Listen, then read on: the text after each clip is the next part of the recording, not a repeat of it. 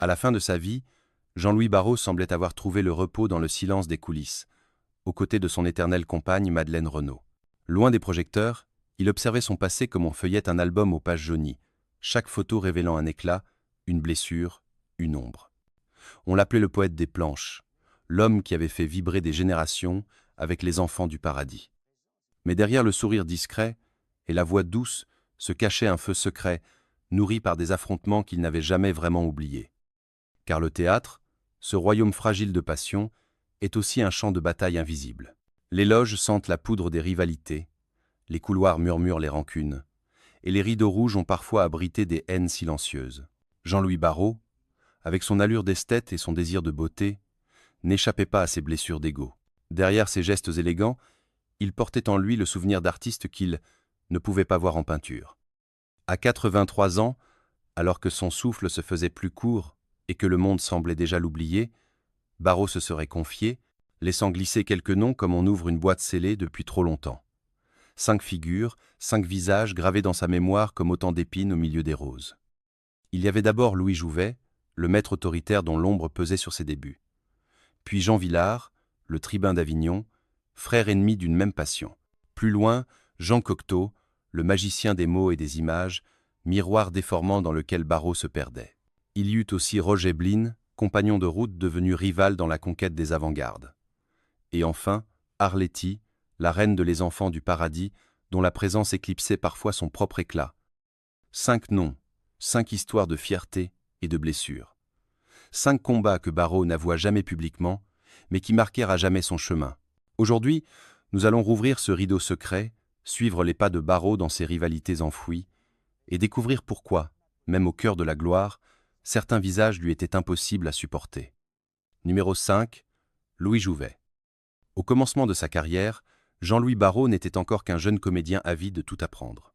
Dans ce Paris des années 30, où les cafés bruissaient de débats littéraires et où les théâtres rivalisaient d'audace, un nom dominait la scène, Louis Jouvet. On le surnommait le prêtre du théâtre, figure austère, silhouette longiligne, regard pénétrant. Pour Barrault, qui cherchait à se tailler une place dans ce monde exigeant, croiser Jouvet était à la fois un honneur et une épreuve. Dans les loges du théâtre de l'Athénée, le jeune Barrault observait chaque geste de ce maître redouté. Jouvet imposait une discipline presque monastique, où chaque réplique devait être dite comme une partition, chaque silence pesait comme une note. Le théâtre, pour lui, n'était pas une fête improvisée, mais une messe solennelle. Barrault, fasciné et intimidé, se plia d'abord à cette rigueur, comme l'élève appliqué qui copie les traits du maître. C'est dans ce climat que se noua leur relation, une admiration mêlée de crainte. Barrault admirait la précision de Jouvet, sa capacité à faire vibrer une salle entière d'un seul souffle. Mais il sentait aussi que sous cette autorité régnait un carcan qui l'empêchait d'explorer ses propres intuitions. Pour le jeune acteur avide de poésie et de mouvement, Jouvet incarnait à la fois le phare et la prison. Les répétitions, longues et méticuleuses, devenaient des séances d'épreuve. Jouvet, intransigeant, reprenait chaque inflexion, coupait chaque envolée qu'il jugeait excessive. Barrault, qui rêvait de mêler théâtre et danse, mots et gestes, se voyait contraint de rester dans les lignes tracées par ce mentor implacable. Et pourtant, il savait qu'il devait passer par cette école de fer pour se forger. À travers Jouvet, Barrault apprit la discipline, la rigueur, le respect absolu du texte. Mais déjà, dans les coulisses, il sentait naître une tension intérieure. L'élève reconnaissait la grandeur du maître, mais aspirait à s'en libérer. Car derrière le rideau de velours, le jeune Barrault rêvait d'un théâtre plus libre, plus charnel, plus audacieux que celui que prenait le grand Louis. C'était le début d'un rapport ambivalent, où l'admiration côtoyait le ressentiment. Une graine de rivalité venait d'être semée, discrète mais tenace, et elle allait germer au fil des années. Si l'admiration avait été le premier lien, la désillusion en fut bientôt le revers. Car plus Jean-Louis Barrault grandissait, plus il ressentait le poids de l'ombre de Louis Jouvet. Ce dernier, auréolé de son prestige, ne supportait guère que ses élèves prennent trop d'initiative. Sa voix tonnait dans les répétitions comme une sentence, ses jugements claquaient comme un couperet. Barrault, avide d'inventer un langage scénique où le corps parlerait autant que la voix, se heurtait à un mur. Dans les couloirs du théâtre de l'Athénée, on racontait que Jouvet pouvait foudroyer un comédien d'un seul regard, réduire au silence les plus téméraires. Barrault, lui, ne voulait plus être un simple instrument entre ses mains. Il rêvait d'une scène mouvante, où l'acteur serait aussi danseur, mime, poète. Chaque fois qu'il tentait une audace, Jouvet l'arrêtait net, comme pour lui rappeler que la scène n'était pas une aire de jeu, mais une cathédrale à respecter. Le conflit ne fut jamais ouvertement proclamé. Barrault ne critiqua pas son maître en public, et Jouvet ne le rejeta pas brutalement. Mais un froid s'installa, palpable, presque physique. Barrault, dans son cœur, comprit que pour exister, il lui faudrait rompre avec cette tutelle. Il quitta l'univers de Jouvet comme on s'arrache d'une emprise, à la fois reconnaissant et révolté. Ce départ fut le premier acte de son indépendance, mais aussi la naissance d'une rancune silencieuse. Car même lorsqu'il triompha plus tard avec Les Enfants du Paradis ou ses mises en scène visionnaires, Barrault savait que le fantôme de Jouvet planait encore sur lui. Dans chaque critique, dans chaque comparaison, il sentait la présence du maître qu'il avait voulu dépasser. Être-ce là l'amertume de toute filiation artistique, aimer celui qui vous élève, et en même temps le haïr pour les chaînes qu'il vous impose. Barrault ne s'en cacha pas, au soir de sa vie. Il avoua que Jouvet était l'un de ces visages qu'il ne pouvait pas voir en peinture. Derrière l'applaudissement du maître, il n'entendait que des chaînes. Numéro 4. Jean Vilar. Au sortir de la guerre, la France rêvait d'un théâtre nouveau, ouvert à tous, comme une respiration après les années de silence et de censure. Dans ce climat naquit la rencontre entre Jean Vilar et Jean-Louis Barrault, deux hommes portés par la même conviction. Le théâtre ne devait plus être le privilège des salons dorés, mais l'affaire du peuple entier. Vilar, fils du Midi, avait la rudesse et la ferveur d'un tribun. On l'écoutait comme on écoute un chef de troupe qui rallie ses soldats. Son idée fixe, porter la scène jusque dans les places publiques, dans les citadelles, dans les villages. C'est lui qui, en 1947, planta son drapeau sur la cour d'honneur du Palais des Papes, donnant naissance au Festival d'Avignon.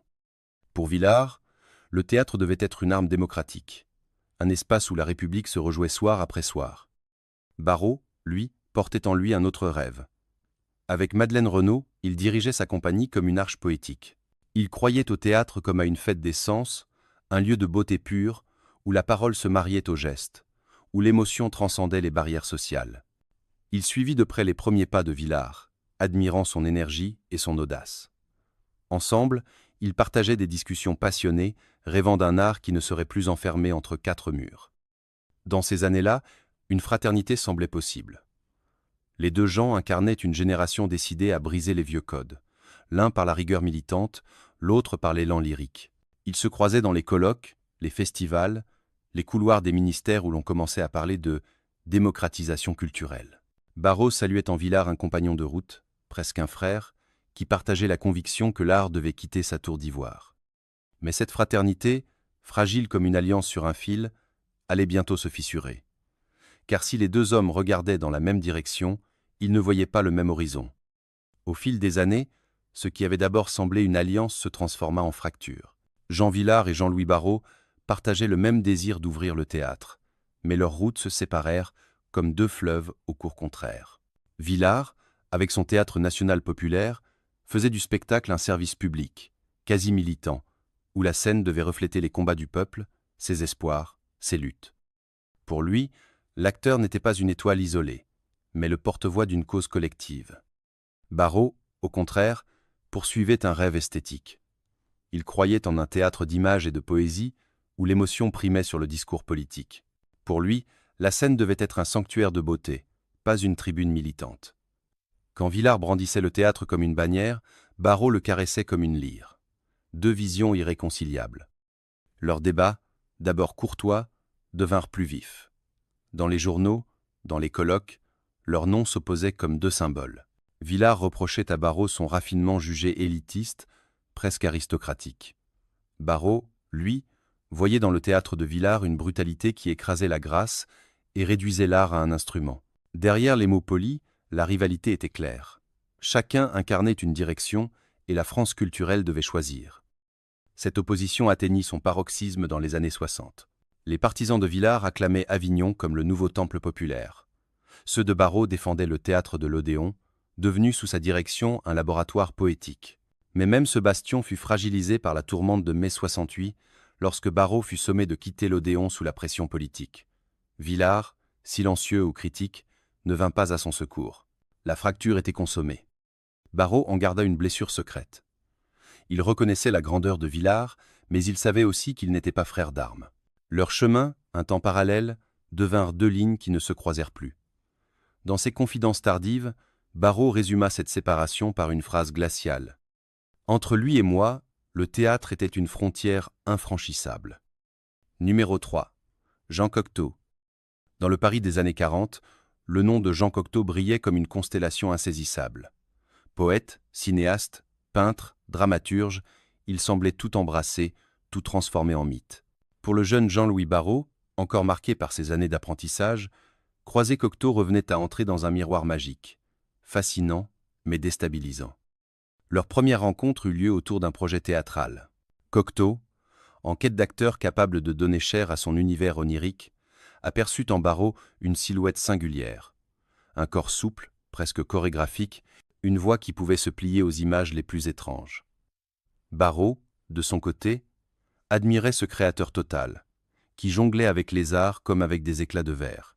Il voyait en Cocteau un maître de l'illusion, un enchanteur des mots et des images. Rapidement, leur collaboration s'imposa comme une évidence. Barrault participa à des lectures, prêta sa présence scénique à des textes que Cocteau façonnait comme des vitraux fragiles. Ensemble, ils cherchaient un théâtre qui ne se contentait pas de raconter, mais qui transformait le réel en légende. Dans ces moments, Barrault avait le sentiment de toucher à une autre dimension, comme si Cocteau ouvrait devant lui une porte invisible. Mais derrière la magie, il y avait aussi l'ombre. Car Cocteau, charismatique et brillant, attirait à lui toute la lumière. Autour de lui, les artistes gravitaient comme des satellites, chacun essayant de capter un peu de son éclat. Barrault, discret et concentré, avait parfois le sentiment d'être réduit à un simple instrument dans l'orchestre flamboyant de Cocteau. Cette relation, faite d'admiration et de trouble, façonna profondément Barrault. D'un côté, il se nourrissait de l'imaginaire de Cocteau, de son audace visionnaire. De l'autre, il sentait poindre une inquiétude. Comment exister face à un créateur qui semblait absorber tout ce qui l'entourait? Entre l'élève émerveillé et l'artiste en quête d'identité, Barrault oscillait, partagé entre reconnaissance et méfiance. C'était l'aube d'un rapport complexe, où la fascination allait bientôt laisser place à la rivalité. Avec le temps, la fascination initiale de Jean-Louis Barrault pour Jean Cocteau se mua en malaise. Car plus il travaillait à ses côtés, plus il avait l'impression que son propre visage s'effaçait derrière le masque étincelant du poète. Cocteau, maître incontesté de la mise en scène de soi, transformait chaque collaboration en célébration de son univers. Pour Barrault, pourtant avide de tracer sa propre voie, cette emprise devenait une cage dorée. Lorsqu'ils montaient ensemble certains textes, le public et la critique n'avaient Dieu que pour Cocteau. On louait son génie, on célébrait son audace, et le nom de Barrault semblait n'être qu'une note de bas de page. Cette invisibilité rongeait l'acteur. Lui qui rêvait d'un théâtre où l'homme tout entier, corps et âme, s'exprimait, se retrouvait relégué au rang de silhouette dans les miroirs d'un autre. L'incompatibilité de leurs univers artistiques apparut au grand jour. Cocteau se plaisait dans le symbolisme, les images surréalistes, les mythes revisités. Barrault, lui, cherchait une vérité charnelle, une poésie incarnée, loin des labyrinthes trop cérébraux. Pour l'un, le théâtre était un poème de fumée, pour l'autre, une chair vivante. Ces divergences, d'abord feutrées, devinrent source de tension. Dans les répétitions, Barrault osait parfois s'opposer, proposer une nuance plus organique, mais Cocteau balayait ses remarques d'un geste impérieux, comme s'il refusait toute contradiction. Peu à peu, une distance glaciale s'installa. Barrault cessa d'admirer sans réserve. Il voyait désormais en Cocteau un enchanteur magnifique, mais aussi un ogre d'ego, dévorant ceux qui l'approchaient. Et dans ses confidences de fin de vie, l'amertume transparaissait. Il n'avait jamais pu lui pardonner cette impression d'effacement, cette sensation de n'être qu'une ombre dans un palais de miroirs. La phrase qu'il aurait laissée derrière lui résonne comme un verdict tranchant. Dans ces miroirs, je ne voyais jamais mon visage. Numéro 2. Roger Blin. Dans l'après-guerre, alors que Paris cherchait un nouveau souffle artistique, deux hommes arpentaient les mêmes couloirs enfumés des cafés et des petits théâtres, Jean-Louis Barrault et Roger Blin. Tous deux avaient la même soif de rupture, le désir d'inventer un théâtre qui ne ressemble à rien de ce qui avait existé auparavant. Blin, silhouette voûtée, regard sombre, portait en lui la fièvre des avant-gardes. Barrault, lui, avançait avec l'élan lyrique d'un poète du geste. Au début, leurs chemins paraissaient parallèles, presque complices. Ils parlaient la même langue de révolte contre les institutions poussiéreuses, partageaient les mêmes nuits blanches à rêver d'un art nouveau. Barrault admirait en Blin cette capacité à aller chercher des textes intrépides, à tendre la main à des auteurs encore méconnus. Dans ses carnets, Blin notait déjà des noms comme Samuel Beckett, dont il pressentait la force souterraine. Il y avait entre eux une fraternité d'artisans du risque. Barrault, avec sa compagnie aux côtés de Madeleine Renaud, cherchait à mêler poésie, mime et théâtre total.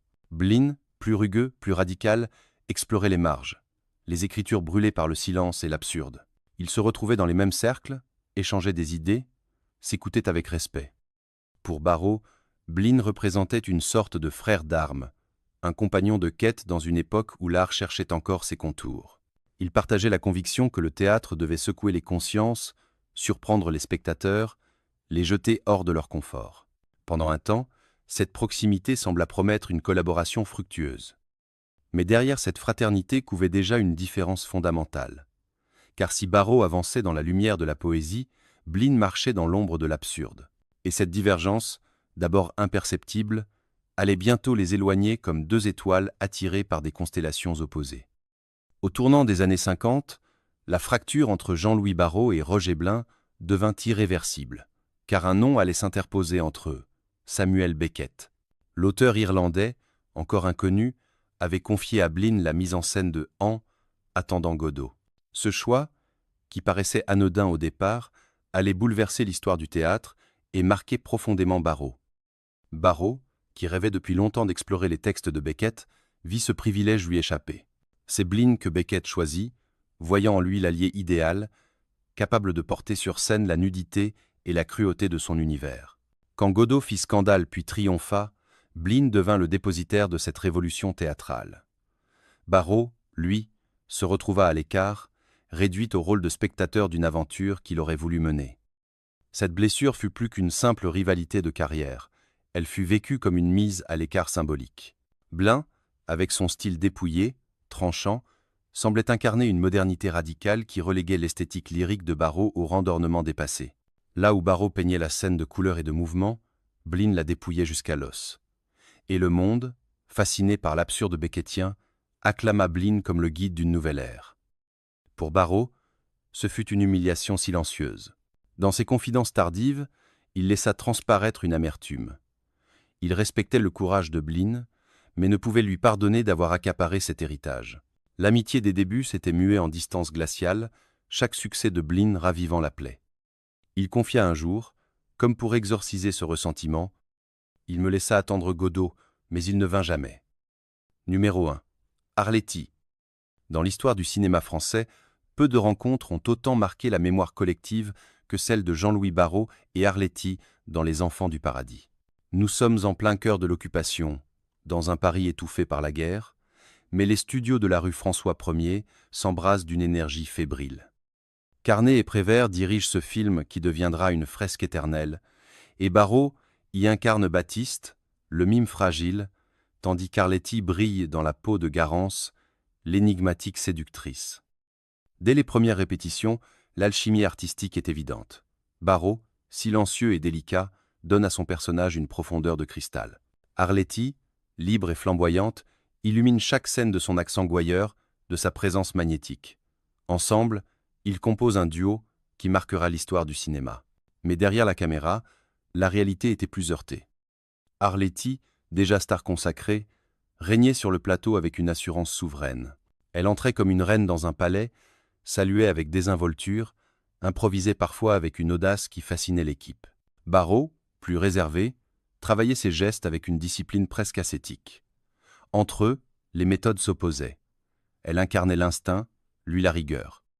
Pourtant, au début, cette opposition nourrissait leur complicité. Barrault admirait cette liberté sans filet, cette capacité à jeter sur la scène une énergie brute. Arletty, de son côté, respectait la délicatesse de Barrault, son sens du détail. Mais cette complicité fragile devait vite se fissurer. Car dans les coulisses, la hiérarchie des célébrités pesait lourd. Arletty attirait tous les regards, et Barrault sentait déjà que son éclat risquait d'être éclipsé par la lumière écrasante de sa partenaire. Ce fut la naissance d'une relation paradoxale, faite à la fois d'admiration et de méfiance. Barrault, qui cherchait encore à affirmer son identité d'acteur, pressentait qu'Arletty, par sa personnalité volcanique, deviendrait autant une partenaire qu'une rivale. Si Les Enfants du Paradis fut une œuvre d'exception, il fut aussi le théâtre d'une rivalité sourde entre Jean-Louis Barrault et Arletty. Car derrière l'écran, les tempéraments s'entrechoquaient comme deux forces contraires. Arletty, auréolée de sa gloire, avait l'habitude de dominer la scène par sa seule présence. Elle improvisait parfois, cassant la rigidité des dialogues avec une réplique inattendue, une intonation gouailleuse qui faisait rire l'équipe. Barrault, lui, répétait inlassablement chaque geste, ajustait la moindre inclinaison de son corps, cherchant la perfection du mime. Ces deux méthodes, opposées comme le feu et l'eau, finissaient par créer des tensions. Sur le plateau, Barrault supportait mal d'être sans cesse ramené à l'ombre de Garance. Chaque fois que les projecteurs s'allumaient, le charme incandescent d'Arletty happait l'attention, reléguant le fragile Baptiste au second plan. Les critiques, plus tard, confirmèrent cette impression. On louait Arletty, on célébrait sa voix, son indépendance, son éclat, tandis que Barrault n'était parfois évoqué qu'en contrepoint de sa partenaire. Cette asymétrie le blessait profondément. Derrière son calme apparent, il ruminait une sourde frustration. Lui qui avait donné au personnage de Baptiste une vérité bouleversante, se voyait réduit à n'être que l'ombre d'une étoile trop brillante. Entre eux, la cordialité professionnelle subsista, mais leur complicité initiale se délita. Les regards se firent plus froids, les échanges plus rares. Au soir de sa vie, Barrault évoqua cette douleur avec une lucidité glaciale. Arletty, disait-il, régnait en souveraine sur ce « paradis de cinéma » et lui, malgré son talent, n'était qu'un spectre à ses côtés.